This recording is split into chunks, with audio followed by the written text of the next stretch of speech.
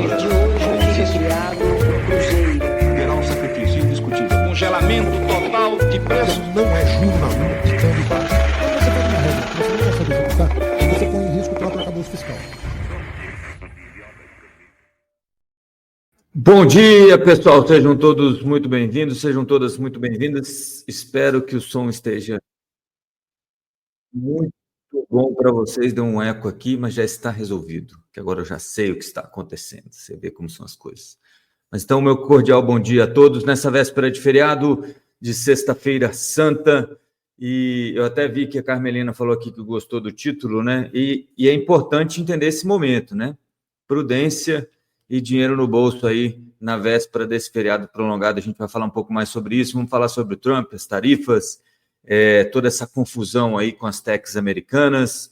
Você sabe que ontem, só um parênteses aqui, o ministro de Relações Exteriores chinês não confirmou a história de que as empresas chinesas estão proibidas de comprar aviões da Boeing, mas disse que não sabia dos detalhes e que passaria às autoridades competentes. Vantagens de não viver em uma democracia, é claro. E aí, mas logo em seguida disse o seguinte: não, a gente gosta muito da cooperação com os Estados Unidos, com o Brasil, incluindo aviação. Amigo, Embraer de vento em popa, né? Embora seja uma expressão náutica, serve para a aeronáutica, né? Mas vamos lá. Além disso, vamos falar também sobre, já até me esqueci, gente, sobre o Powell ontem, que acabou mexendo muito com os mercados. O pessoal achava que ele ia, né, era Powell to the rescue, né? Será que o Fed vai salvar a Bolsa de Valores novamente? Parece que não. Vamos falar também sobre a tarifa social. A gente já falou um pouquinho sobre isso, mas hoje vamos mostrar um pouco dos números e também, só para terminar, só para não dizer que eu não falei dele, o meu malvado favorito, nosso Fernando Lero Haddad, em entrevista, falando sobre o matemático orçamento de 2026, aquela peça de ficção que nós tanto adoramos, mas, como eu falei ontem no Acorda Sucupira, vale lembrar que muitas das críticas que recebe o orçamento tem a ver com muita coisa, mas uma das coisas é a projeção do PIB, que normalmente a projeção do PIB do governo tem sido maior do que a do mercado, e o governo tem ficado mais perto do que acontece no fim do ano do que o mercado. Então, vai que, né? Mas a gente vai falar um pouquinho mais sobre isso no finalzinho deste programa. Tem bastante coisa hoje, então vamos direto aqui aos nossos bons dias, ver quem está por aqui já. Maria Lúcia, bom dia, Maria. Maria Lúcia sempre me lembra disso aqui, ó. Então, se você acabou de chegar, se você é novo no canal, não se esqueça de se inscrever, acionar o sininho e também deixar o like. Tudo isso é muito importante para a nossa transmissão. Além disso, se você ainda não é assinante gratuito ou pago lá no esquinasucupira.substack.com, ou faça, está aqui o QR Code. Se não quiser, pode fazer depois, vai no Google, Esquina Sucupira, a gente é o primeiro resultado lá, ou esquinasucupira.substack.com, SUBSTACK, substack.com, Esquina Sucupira, tudo junto. Beleza? Acho que eu falei tudo, né? Então vamos lá de novo. Maria Lúcia, bom dia. Carmelina, bom dia.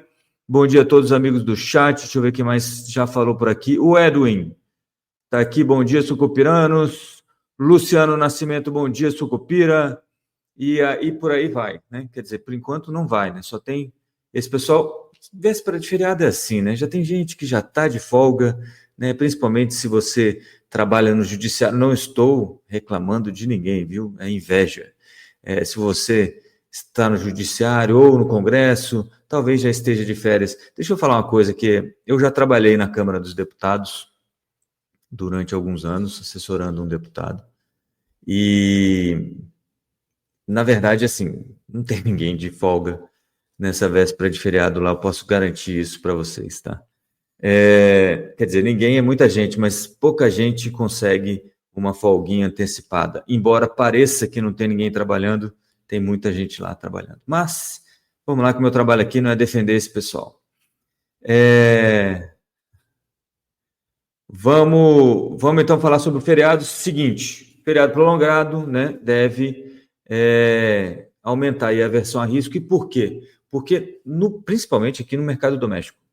Obviamente, você tem toda essa volatilidade que a Maria Lúcia dizendo que acorda cedo para trabalhar, assistir e me assistir. Ela e vocês, né? Obviamente, você tem toda essa volatilidade no mercado com essas idas e vindas do Trump, né? Vai tarifa, volta tarifa. Ontem a Casa Branca soltou um comunicado falando que a tarifa para a China estava em 245. Aí depois explicou, não, isso são 100% que já tinha antes de tecnologia e não sei o quê. Causou um frisson danado, um fuzuê danado. Depois se desmentiu.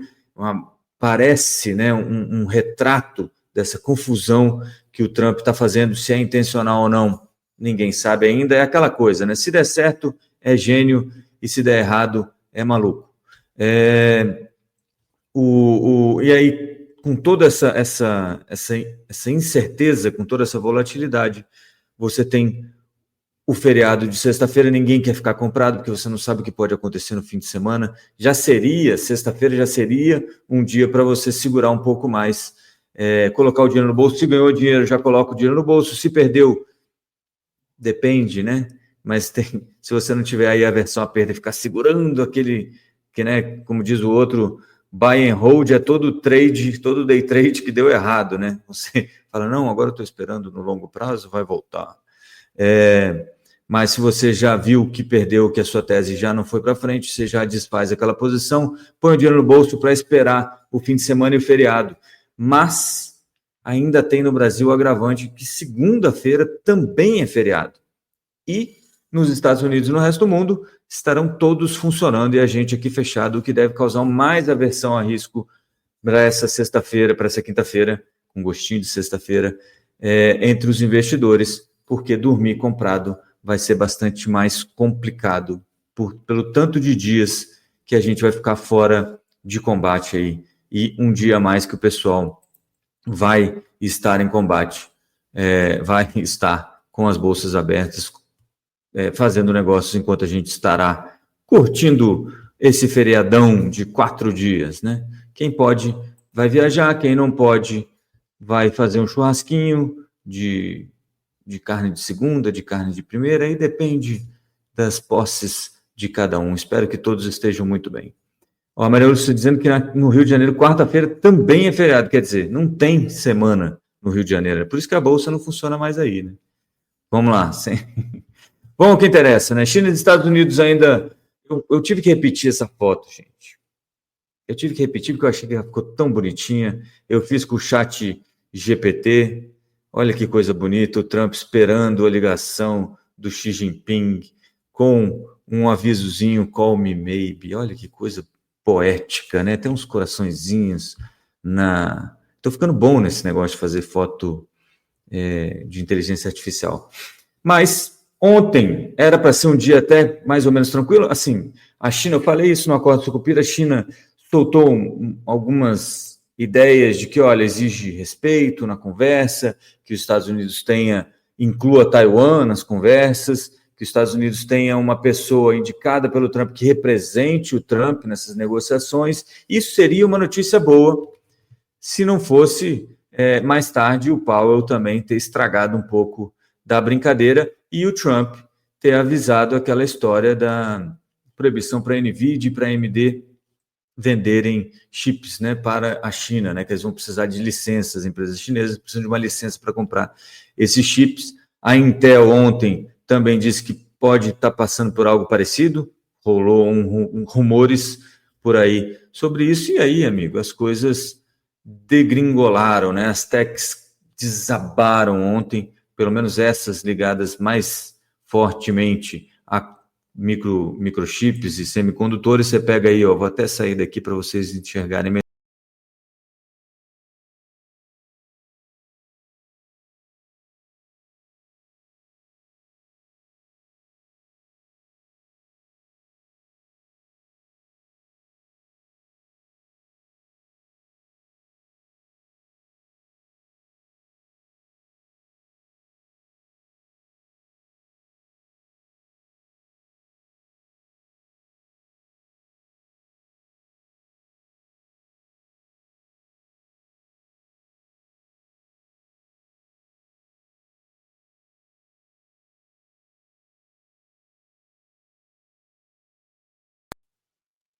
Agora com som? Agora com som? Eu até tinha... Você bocó, né? Eu perguntei depois que tinha saído de tela e fiquei sem som, né? Então, vou ficar aqui no cantinho, que eu queria aumentar para vocês verem melhor aí o gráfico, né? Mas o que eu estou dizendo aqui é o seguinte,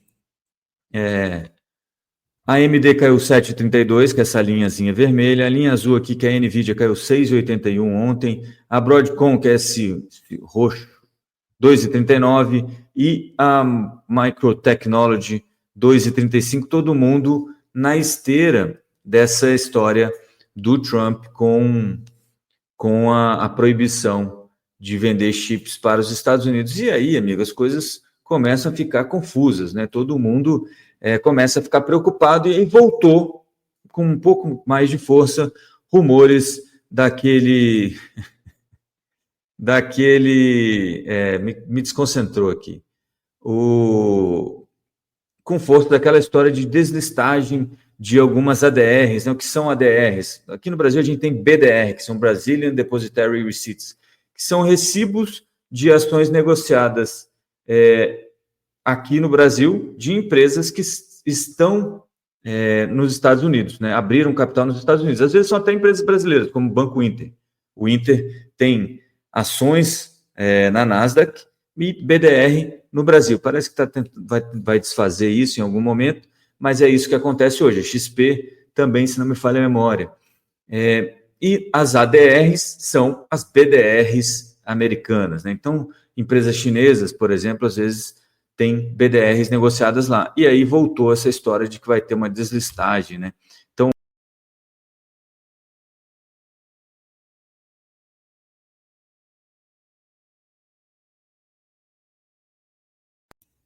me ouvem quando entrou só essa imagem? Vocês estavam me ouvindo ou não? Vou sair de novo, me diz se me ouve ou não.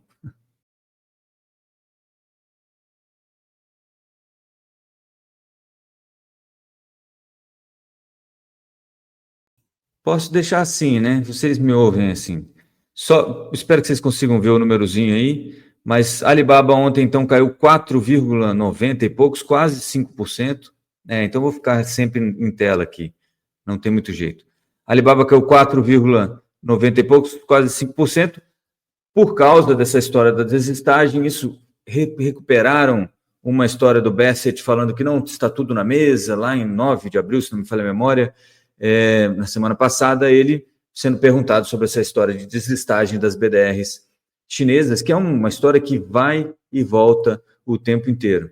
E aí, a Alibaba, por exemplo, caiu quase 5%, Baidu, Amazon. A Alibaba é uma espécie de Amazon e a Baidu é uma espécie de Google americana. A Baidu caiu aí 2,42, e se vocês olharem aqui do ladinho, aí no finalzinho dessa imagem, tem 2,55 de alta no pré-mercado para a Baidu e para a Alibaba. Deixa eu só aumentar aqui para vocês verem. Olha aí, 4,37. Isso foi 6h10 da manhã, que é quando eu estava dando uma olhada nesses números para ver como que o mercado tinha reagido depois que o dia passou, né? E isso mostra, na verdade, que você está nesse momento de volatilidade. Tudo que caiu ontem praticamente já voltou nas chinesas, tá? Então, e por isso, né, o feriadão deve ter aí um pouco mais de aversão a risco também. Você vê que as coisas, os movimentos são muito grandes, e se você ficar um dia, 2 fora do mercado e a sua ideia é fazer um trade mais curto, isso pode prejudicar muito o seu setup, como gostam de falar aí o pessoal aí da análise técnica, tá bom? Então, esse é um dos motivos que eu imagino que hoje será um dia de bolsa mais ou menos parada ou para baixo, e juros também mais parado, mais para baixo. Havia, né, uma ideia de que você poderia estar com o Fed, né, uma put Fed, né, um Fed put, que o pessoal está chamando, que é o que é uma put, né, uma opção de venda, né, você pode vender algo por um preço. Por que você compraria uma put, né, por que você teria uma put? Porque se você acha que algo vai cair de preço, você compra essa put, que garante que você vai vender aquele produto, aquela ação, por um preço específico. Então, vamos supor que você compra uma put que diz que a ação que você tem direito de vender ela a R$10, e a pessoa que te vendeu essa put no mercado, ela é obrigada a comprar por R$10. Se o preço cai abaixo disso, 6,543, você vende e ganha um dinheiro, porque afinal de contas você está nessa diferença, né, entre o preço que você vendeu e o preço que está. Você ganhou 10, pode comprar por 4, você ganhou R$6. Essa ideia é mais ou menos na ideia da put. E aí foi perguntado ao Powell se se existia a Fed Put, etc. e tal, e ele disse, olha, os mercados estão funcionando bem, não acho que precise de intervenção do Federal Reserve. E essa é uma esperança que muita gente tem, porque o Fed tem feito isso. Os bancos centrais, em geral, têm feito isso. Quando os mercados vão muito mal, os bancos centrais intervêm e ajudam a segurar os mercados para evitar um mal maior. Mas, segundo o Powell, dessa vez não é assim, tá? Desta vez, o mercado está funcionando normalmente, não há disfuncionalidade no mercado, apesar das quedas. E aí o Powell também foi perguntado sobre aquela história da inflação e pleno emprego, né? Que ele tem que manter aí pleno emprego e inflação sob controle, né? Pleno emprego e inflação sob controle. E ele disse o seguinte, que acabou dando uma azedada nos mercados, que até estavam indo mais ou menos, né? A Maria Lúcia está perguntando se o PIB da China aumentou. Aumentou sim, subiu sim. E subiu mais do que o esperado, tá? Mas é cedo para dizer se isso tem algum... Aliás, é muito cedo, né? Para dizer se as tarifas estão afetando alguma coisa ou não. Mas o Powell falou o seguinte...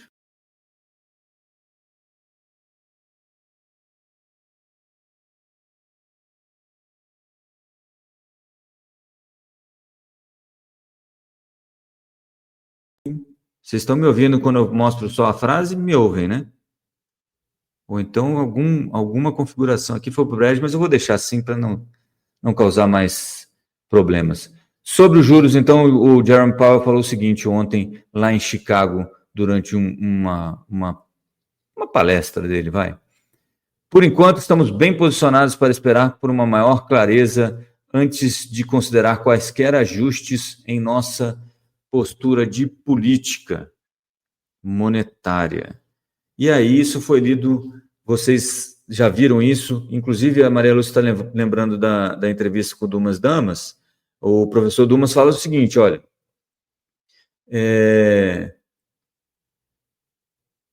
o Fed vai ter que fazer essa escolha entre uma coisa e outra, e hoje o mercado está acreditando que o Fed vai salvar o... Está sem som, vocês não me ouvem agora? Não é possível.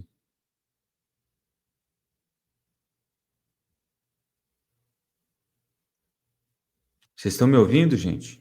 Por favor, alguém me avisa aqui se está ouvindo ou não. Ah, sim. Pô, deve ser atrasado isso, foi mal. Então, o professor Dumas falava sobre essa história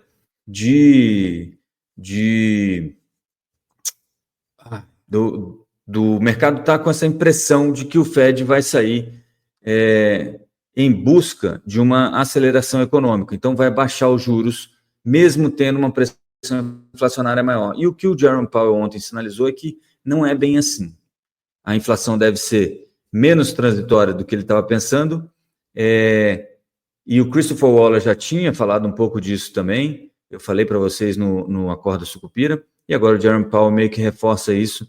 Então, algumas pessoas já começaram a achar, olha, e o mercado de ações, a Bolsa respondeu rapidamente a isso, aquele corte de juros que a gente estava esperando talvez não venha. Mas o que é interessante, eu vou tentar colocar uma coisa aqui para vocês, se eu conseguir, se não travar muito, a gente mantém, tá? Senão eu vou mudar. Mas olha só, se você olhar aqui para o CME Group, que é aquele pessoal que faz uma... Onde está você?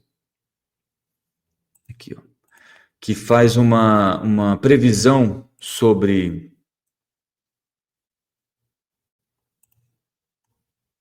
Está aqui. Sobre os juros norte-americanos, se vocês derem uma olhada nisso aqui, deixa eu aumentar um pouquinho a tela para vocês aqui, pronto. Espero que vocês consigam ver. Isso aqui é a expectativa para maio de 2025, né, para a próxima reunião. Ninguém mais acha que vai ter corte, já teve expectativa de corte aqui. Hoje, 86% da curva precifica uma manutenção dos juros. E lá para junho, ainda tem uma expectativa de queda nos juros. 58, baixou um pouquinho, de 61 um dia antes para 58,4 ontem, mas mesmo assim, a maioria, a curva precifica uma chance maior de corte de 0,25 em junho.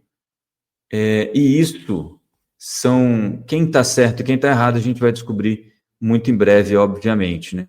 Por enquanto, o que a gente tem visto, portanto, é que no mercado acionário, o pessoal acha que esses juros não vão cair nem tão cedo, e se caírem, não caem tanto quanto está precificado na curva, está entre 0,75 e 1 ponto percentual durante o ano. Por isso, as bolsas estão, e além dos juros, as bolsas ainda têm todos os impactos aí das tarifas, desaceleração econômica, etc. e tal.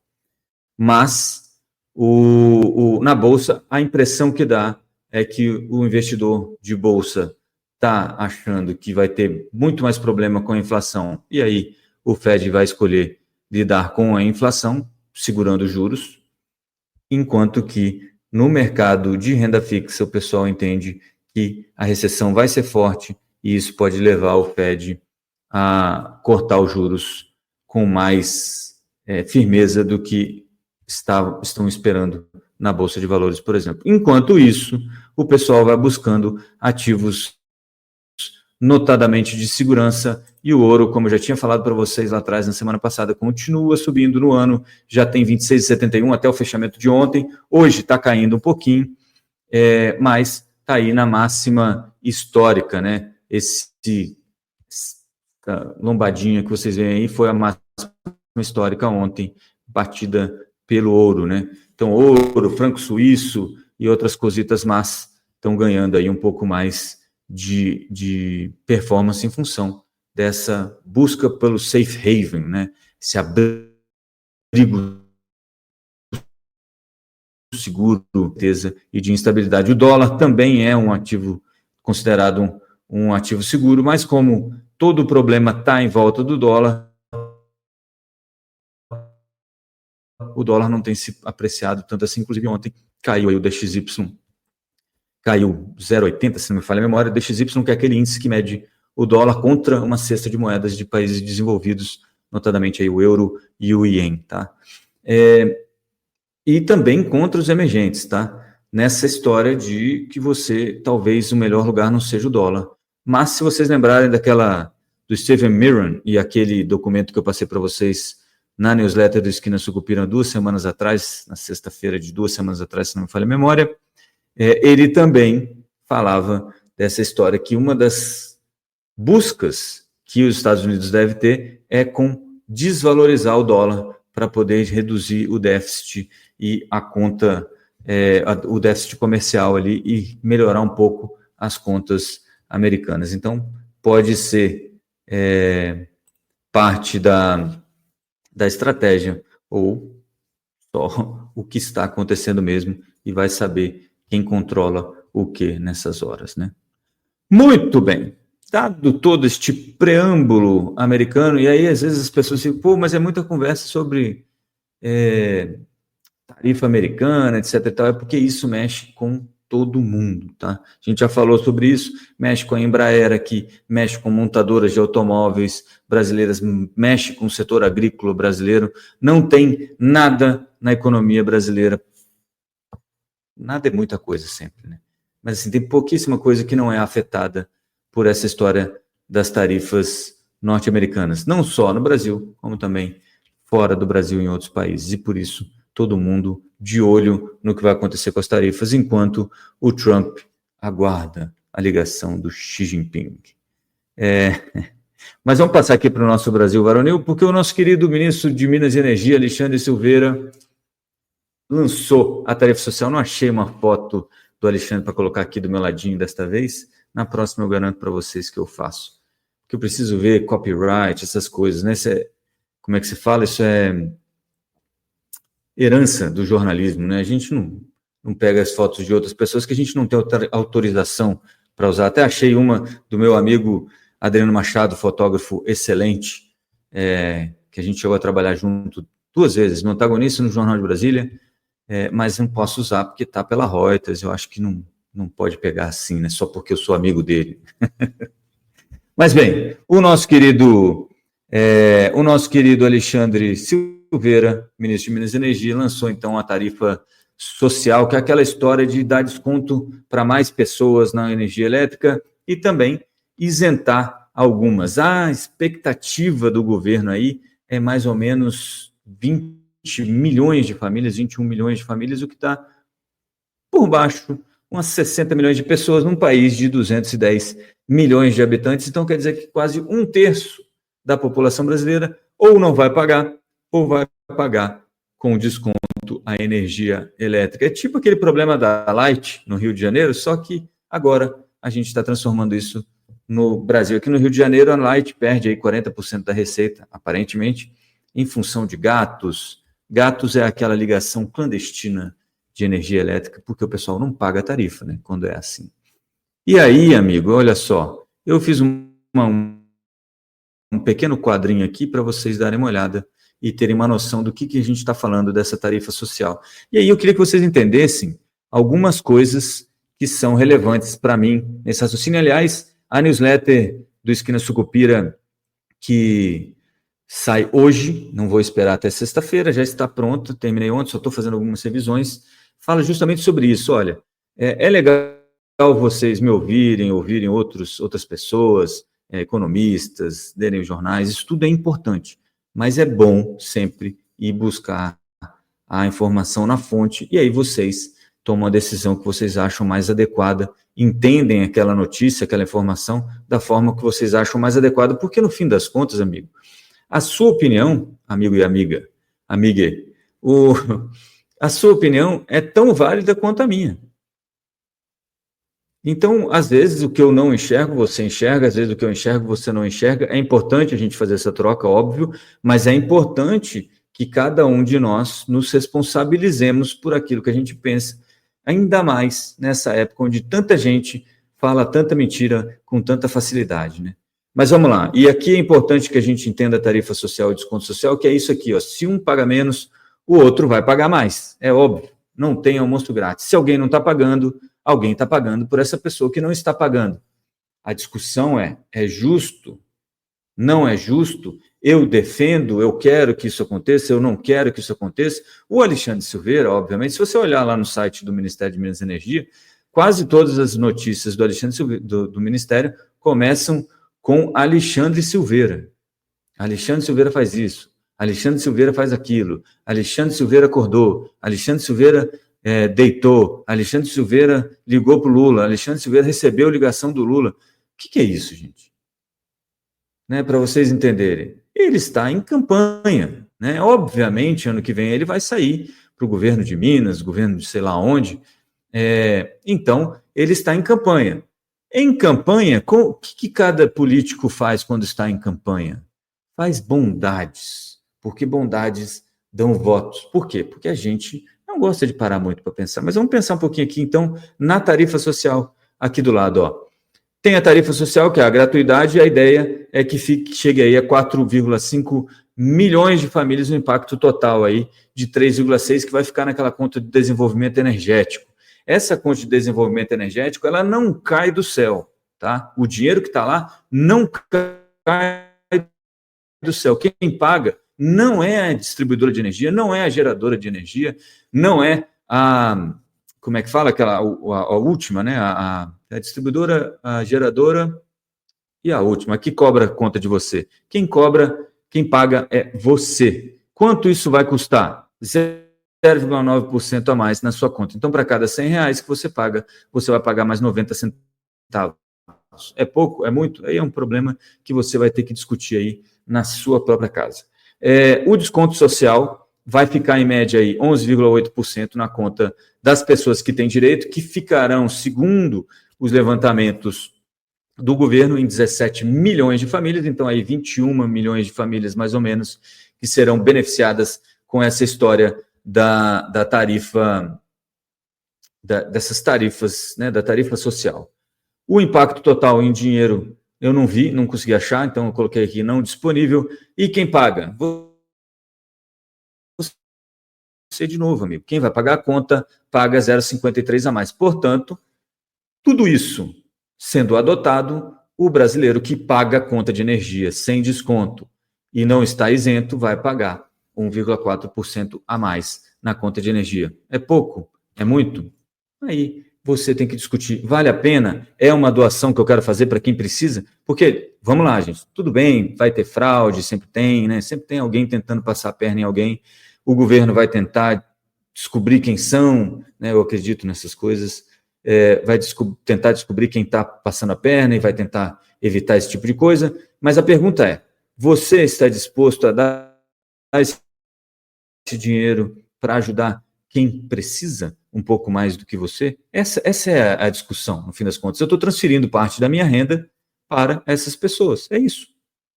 E aí, eu tenho que decidir se isso é caro, se isso não é. Lembrando que 1,4 é 1,4 enquanto tiver bandeira verde, porque depois as bandeiras, elas corrigem tudo, né? Então, esse 1,4 fica um pouquinho mais caro. Então, cada R$100 que você gasta na sua conta de energia, você vai dar R$1,04 a mais, que é para poder ajudar esse pessoal e ajudar, em última análise, a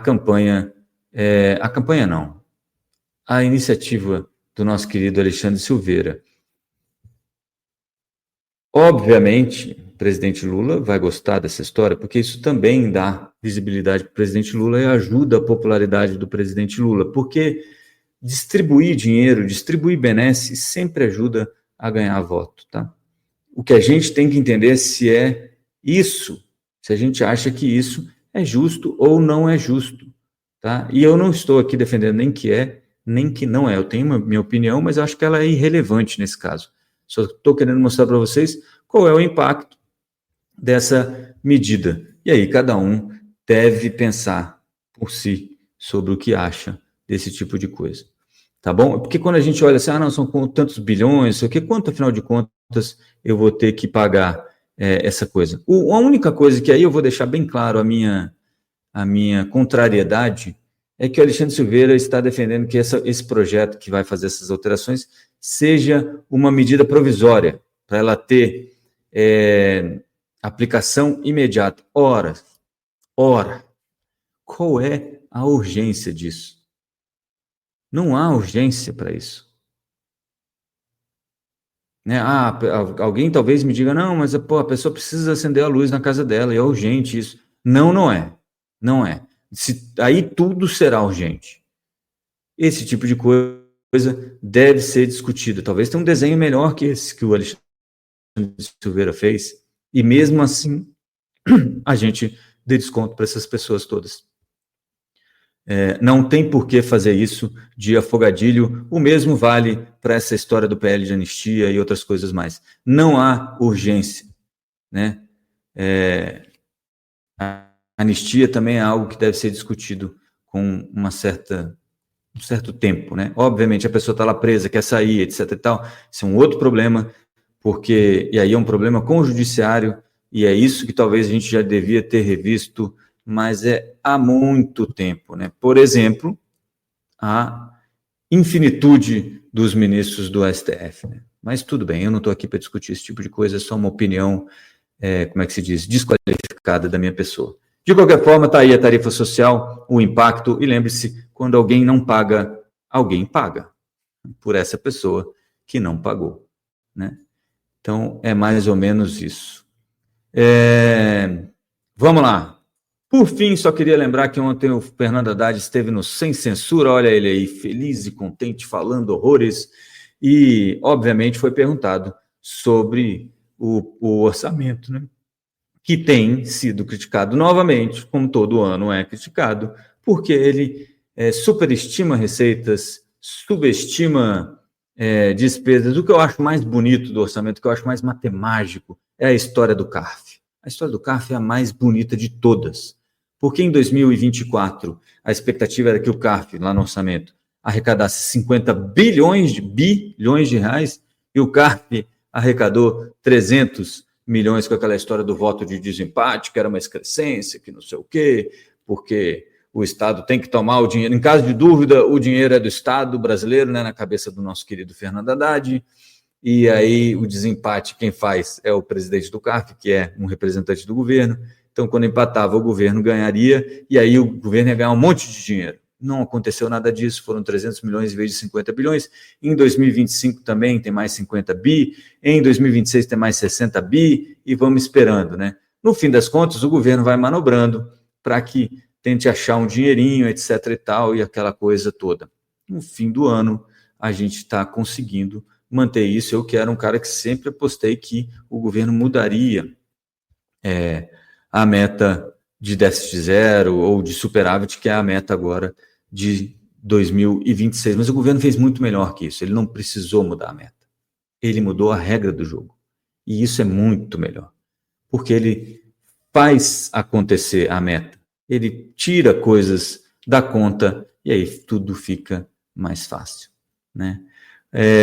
O Instituto Fiscal Independente ontem soltou esse relatório aqui de acompanhamento fiscal, que, entre outras coisas, não vai dar para vocês lerem aí, deixa eu ver se eu consigo ler aqui. Cadê a minha cópias? Está aqui, ó. Nesse comecinho aí, que ele fala dos destaques, ele fala o seguinte, deixa eu ver se eu consigo, será que eu consigo? Vou tentar compartilhar com vocês aqui, e aí, vamos ver se dá certo. Tá aqui.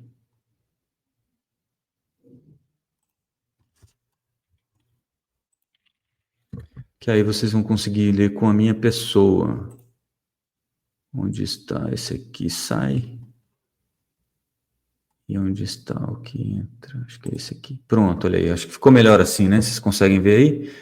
Bom, tá aqui, ó. O cumprimento da meta fiscal de 2026 depende de um esforço adicional de 72,3 bilhões, utilizando o limite inferior de tolerância da meta, que é o menos 0,25. Aliás, zero, né? É o déficit zero. Que aqui a gente está falando de superávit de 0,25. Dívida bruta deve alcançar 79,8% neste ano e 84% do PIB em 2026, com viés de alta. Inflação em alta de 4,8% para 5,5% e o PIB em queda de 3,4% para 2%. Impactam as projeções de receitas em 2025 de forma inversa, né? Vai arrecadar menos porque a gente vai crescer menos e vai valer menos.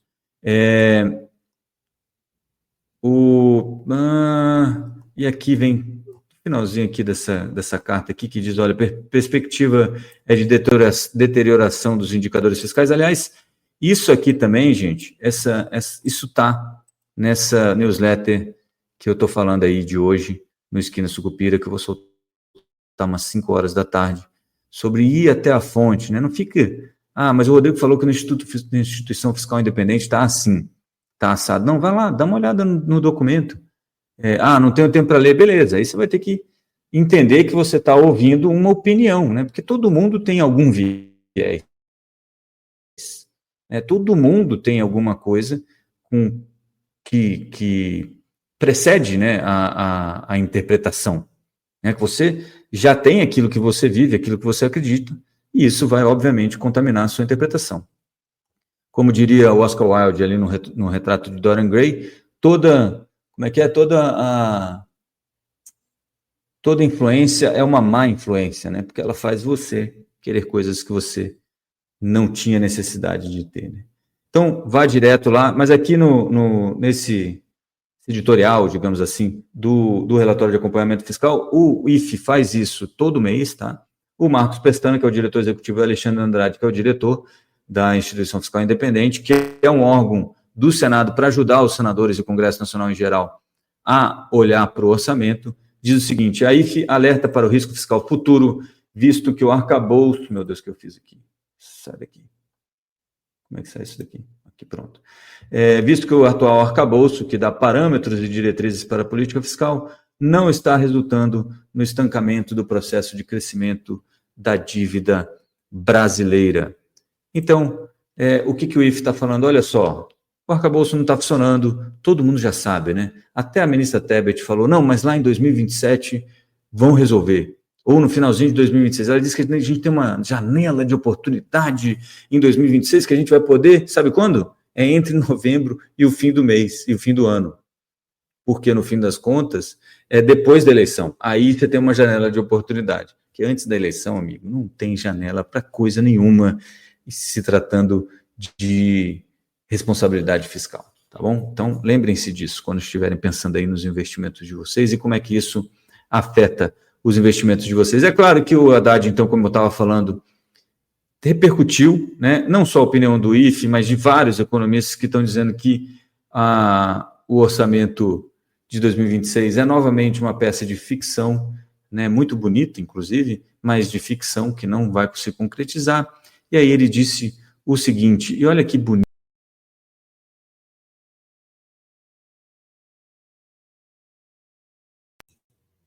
Aqui, ó, tem que estar junto, senão não consigo, vocês não me ouvem. A cada etapa que for cumprida, a gente vai tomando providências para acertar o orçamento. É assim, amigo, olha, a gente não sabe muito bem o que a gente está fazendo, mas todo mês a gente vai lá dar uma mexidinha. Né? Isso aqui não deu certo, isso aqui deu errado. Pode ser até uma estratégia, né? Por que não? Por que isso não funcionaria, não é mesmo? Talvez seja uma boa estratégia. Tem dado certo? Mais ou menos. Ainda não abrimos discussão sobre isso, estamos trabalhando nesses assuntos. Tem muitos desafios, como a questão dos precatórios. O que ele está falando aí dos precatórios? Olha, vai precisar pagar os precatórios que estão se acumulando e a partir de 2027 eles vão contar no orçamento, né? Porque hoje o STF, amigo, obviamente amigo, falou, não precisa se preocupar com isso, não entra no resultado primário. Está dentro daquela conta mágica que eu falei para vocês de coisas que simplesmente sumiram da conta. Elas estavam na conta, mas elas sumiram da conta e aí ninguém tem problema para pagar esse tipo de coisa. Então, até 2026, o STF escusou o governo de incluir os precatórios no resultado primário. A partir de 2027, vai ter que ser incluído. Cerca de 150 bi. Isso quer dizer que sobra quase nenhum dinheiro para as despesas discricionárias, né? As que não são obrigatórias, aquelas que o governo escolhe como fazer. Mas, pior que isso, com a entrada desse montante no orçamento, talvez você não consiga cumprir os mínimos constitucionais ali de educação e saúde, e talvez agora, então, a gente vá finalmente rever esse tipo de coisa. Então, lembrem-se, vai ter daqui a um tempo uma discussão sobre o fim do investimento mínimo em saúde e educação. Eu já falava isso quando estava na INVE e no Antagonista, lá na reunião de caixa, o Pedro Cerise também, argumento de autoridade, né?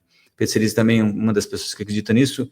Eu acho que a melhor chance que a gente tem de mudar essa lei, e ela deve ser mudada porque ela pressiona muito o orçamento, não é que você vai parar de investir, mas você tem que ter chance, né, de gerir o dinheiro, né? Se vier tudo carimbado, não tem o que você fazer. E aí você não consegue sair desse lugar, né, desse mesmo lugar. Você fica atolado ali, né? A melhor chance que a gente tem é enquanto o PT estiver na situação. Agora, com o Lula na popularidade onde está, com os níveis de popularidade dele onde estão, fica quase impossível. E com o PT na oposição também vai ser extremamente difícil que isso avance. Porque aí vai ter essa história, olha, tá vendo? Esse pessoal aí da direita, da esquerda, do centro, não sei qualquer coisa, nazista, fascista, vai chamar do que quiser, para dizer, olha, não querem que o pobre estude, né? O Lula, inclusive, agora, na terça-feira, eu até mostrei o vídeo dele na UF, na Universidade Federal Fluminense, falando isso, né? As elites, né? Ressuscitou a história das elites. As elites devem estar muito chateadas que agora está aqui um cara que não estudou, que não sei o quê, blá, blá, blá, aquela conversa de sempre, né? Então, isso vai talvez dificulte um pouco a sustentabilidade fiscal e econômica do Estado brasileiro, mas quando não tem jeito, não tem jeito, né? Uma hora vai ter que mudar esse tipo de coisa. Muito bem, dado o avançar da hora, 8h20 já no meu reloginho, eu vou me despedir de todos, lembrando para aqueles que são novos no canal, que chegou muita gente nova, aliás, já estamos para lá de 400 inscritos, estamos quase naquele 500 mínimo que o YouTube exige para que a gente tenha acesso aí a, eu nem sei o que é direito, membro do canal, alguma coisa assim, que aí é mais uma chance que você tem para apoiar esse jornalismo, que é um jornalismo e análise econômica e de investimento independente, e eu dependo única e exclusivamente da boa vontade de vocês, desse apoio que vocês podem me dar. Quando a gente conseguir essa parte de membros no YouTube, ou já pode ir lá no esquinasucupira.substack.com, tem uma assinatura mensal de R$20, menos de R$1 por dia, dá mais ou menos, acho que 3 expressos hoje na Avenida Paulista, deve estar dando isso, 3,5. E aí você pode apoiar o nosso programa e o que a gente vem fazendo por aqui, tá bom? É aquilo que eu falo, se eu não conseguir adicionar R$1 por dia na sua carteira de investimento, realmente não precisa fazer nada, a não ser que você seja muito bom de coração e queira me ajudar. Então não se esqueçam, vão lá no esquinasucupira.substack.com, faça uma assinatura e apoie o nosso canal. Beleza? Além disso, no fim da tarde tem a nossa newsletter. A newsletter dessa semana foi inspirada num artigo que eu li do Matt Taibbi, que é um jornalista bem de direita, assim, né? Ele diz independente, mas não é exatamente isso. Mas ele está falando, tem uma teoria de conspiração ali, para você ver os dados econômicos, fazer a sua própria pesquisa para você não ser enganado. E eu concordo com ele nesse sentido. Não acho que tem alguém aí querendo enganar você, gente querendo enganar você, mas não é esse o ponto, né? No fim das contas, às vezes pode estar simplesmente errado, ou você, se tivesse acesso, e você tem acesso àquela informação, você pensaria diferente. Além disso, falo também sobre não só os dados macro, juros, essas coisas, alguns links para vocês. É bom guardar esse, viu? Salva os links em algum lugar para vocês, de vez em quando, darem uma olhada naquilo. Também falo sobre formulário de referência. Toda empresa listada em bolsa, toda companhia de capital aberto, disponibiliza ali para a CVM um negócio chamado formulário de referência, que é onde está um panorama da empresa. Aquilo é anual e tem algumas atualizações durante o ano, mas você precisa ler uma vez por ano, basicamente, e ver se alguma atualização daquela ali tem a ver com o que você precisa saber ou não. Mas ali tem informações sobre, por exemplo, um dos capítulos ali que é muito importante é o de riscos. Ali a própria empresa é obrigada a dizer quais são os riscos que você está correndo, quais são os riscos para o negócio daquela empresa, quais são os riscos que você está correndo investindo ali. E isso é bom para que você entenda melhor o que está acontecendo. Às vezes, essa história de fazer valuation, etc. e tal, é importante, mas não é tão importante quanto você entender o negócio, né? O Peter Lynch costumava falar, olha só, se você for investir na Domino's, que é aquela pizzaria, você sabe o que os caras fazem. Os caras fazem pizza. Você sabe o que entra nos ingredientes da pizza, você sabe mais ou menos quantas pessoas vão precisar para trabalhar, para entregar, etc e tal. Então você consegue ter uma ideia do negócio, você entende o negócio. Você sabe que se o tomate ficar mais caro, de repente, porque teve uma praga em algum lugar, e o tomate dispara, você sabe que a pizza, que a Domino's, vai diminuir margem, ou vai ter que aumentar o preço. Se aumentar o preço, eu não sei quantos vão comprar, e aí você entende o negócio. E isso faz com que você seja um investidor melhor. Nessa newsletter, eu estou falando um pouco sobre isso, sobre você buscar a fonte das notícias e as fontes de informação para fazer com que seus investimentos sejam melhores.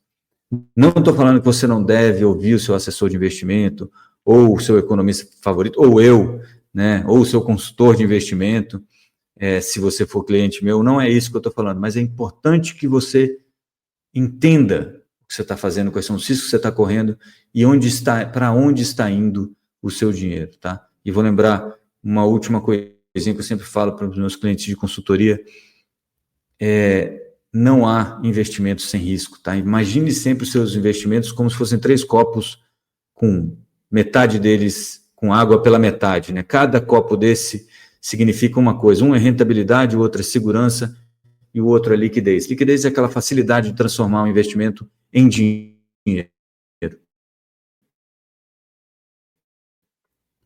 Quando você quer mais de uma água dos outros copos, então eu quero mais rentabilidade, ou você vai perder liquidez, ou você vai perder segurança, o investimento vai ser mais arriscado. Eu quero mais segurança, ou você vai perder rentabilidade, ou você vai perder liquidez. Eu quero mais liquidez, você vai perder rentabilidade e segurança, ou uma combinação, ou um dos dois. Então, isso é importante que todos vocês entendam para fazer melhores escolhas, tá? E serem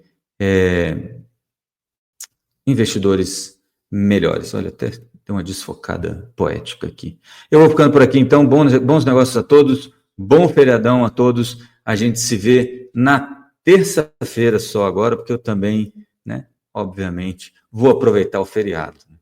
A gente se vê na terça-feira com a nossa live aqui no YouTube, às 7h30. Não esqueçam de conferir a nossa newsletter do Esquina Sucupira, que sai hoje às 17 horas, beleza? Então, mais uma vez, bons negócios a todos vocês e avante Sucupira.